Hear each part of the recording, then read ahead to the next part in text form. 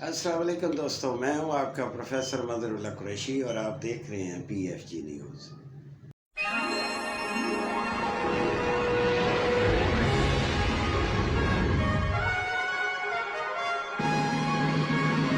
Iran Israel की 12 दिन की जो जंग वार पिछले दिनों हुई है, उससे दोनों फरीकों को ही नुकसान नहीं हुआ, बल्कि इर्द गिर्द के माहौल, इर्द गिर्द के ज़मीनी बॉर्डरों से जुड़े हुए ममालिक पर भी असरानंदाज होती है। जंग एक बहुत ही तकलीफ़ दे अमल होता है। जंग में हमेशा नुकसान ही होता है और उस मुल्क का इंफ्रास्ट्रक्चर तबाह होता है, उससे इकनॉमिक्स डाउन चली जाती है।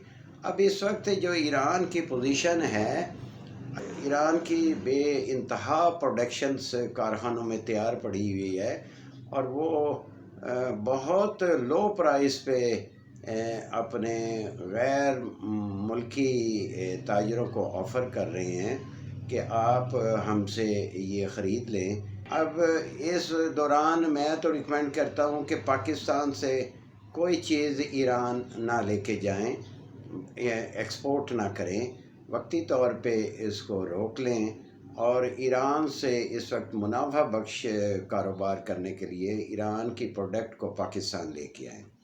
गो इससे हमें नुकसान तो होता है मुल्की माशियत को, क्योंकि हमारा ज़र मुबादला जाता है, लेकिन हमने हालात और वाक़यात को भी तो देखना होता है। एक बिज़नेसमैन का IQ इतना वास्ट होता है कि वो देखता है कि कहाँ से 4 पैसे बचते हैं, कहाँ पे भेजने से बचते हैं, कहाँ से लाने में बचते हैं।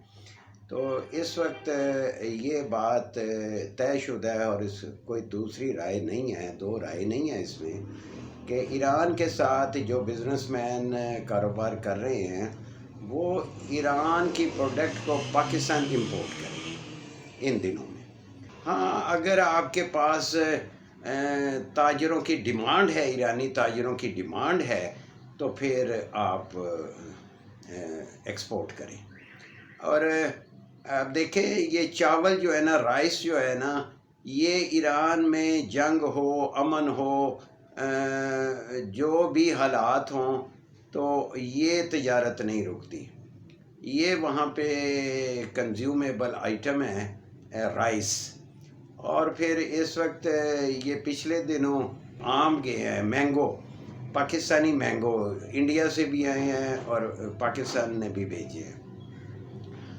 तो ये कुछ आइटमें अब सेलेक्ट करनी पड़ेगी। अब आपको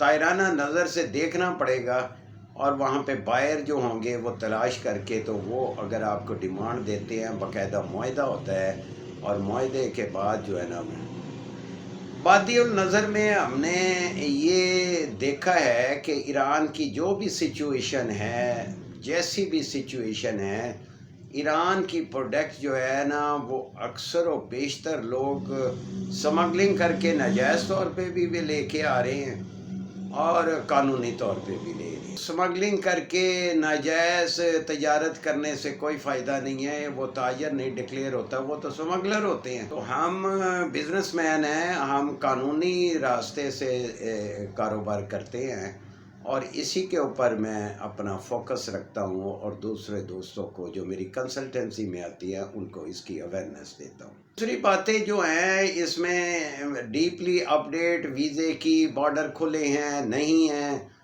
ये मेरा सब्जेक्ट तो नहीं है, लेकिन मैं साथ साथ अपने दोस्तों को अवेयरनेस देता हूँ कि ज़मीनी बॉर्डर की क्या पोजीशन है। हवाई ताजर को वीज़े मिल रहे हैं, बिज़नेस तजारी वीज़े जारी हो रहे हैं, लोग जा रहे हैं। कराची से भी 2 एयरलाइंस जा रही हैं, लाहौर से भी हफ्ते में 1 दफ़ा या 2 दफ़ा जाती हैं।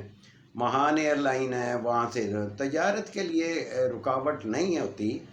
तो मेरी बात को समझने की कोशिश करें। ताजर हजरात को कभी नहीं रोका जाता, उनके वीज़े होते हैं, लोग वहाँ पे अपना प्रोसेस करते हैं, अकामत के लिए अप्लाई करते हैं, जो मरवजा कवानीन है उसके मुताबिक वो वहाँ पे लिस्ट में लाते हैं, आते हैं और चैम्बर ऑफ कॉमर्स उता के बाज़रगानी में जाते हैं, ताजरों से मिलते हैं। तो इसी तरह दुनिया में काम हो रहा है।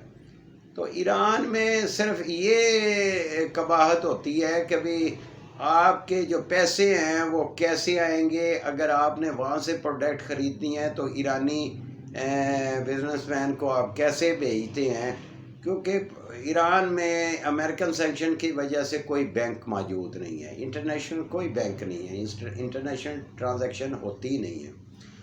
تو پھر اس کے راستے ہیں, یہ کنسلٹنسی کا حصہ ہے.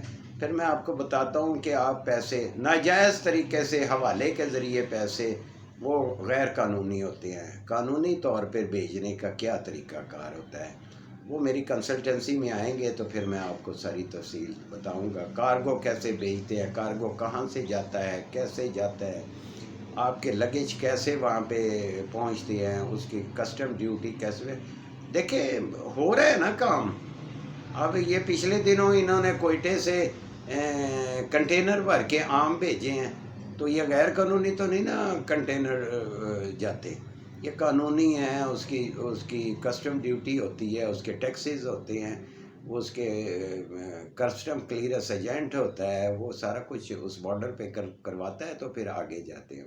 یہاں پہ میں ایک اور آپ کے سوال کا جواب دے دوں کہ میرے ایک دوست نے مجھے کہا تھا کہ ہم اپنے بچے کو بائی روڈ جو ہے وہ آذربائیجان بھیجنا چاہتے ہیں, تو کس طریقے سے. دیکھیں یہ آذربائیجان کا جو ہے نا وہ سیٹ اپ میرے پاس فی الحال تو نہیں ہے, لیکن میں نے ان کو گائیڈ کر دیا تھا کہ کہاں سے کیسے جانا ہے, کس ویزے پہ جانا ہے, آذربائیجان کا ویزا.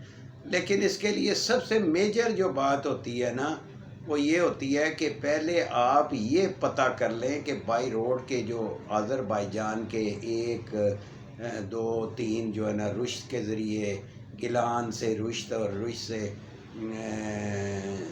ستارہ یا وہ جو بارڈر ہے وہ اوپن بھی ہے کہ نہیں ہے. بعض اوقات دوست ہمارے ایک لمبا سفر کرنے کے بعد وہاں پہ بارڈر پہ پہنچتے ہیں, لیکن پتہ چلتا ہے کہ وہاں پہ اپڈیٹس جو ان کے پاس نہیں ہوتی, تو وہ اویئرنیس آپ کے پاس ہونی چاہیے, پھر آپ آذربائیجان جاتے ہیں.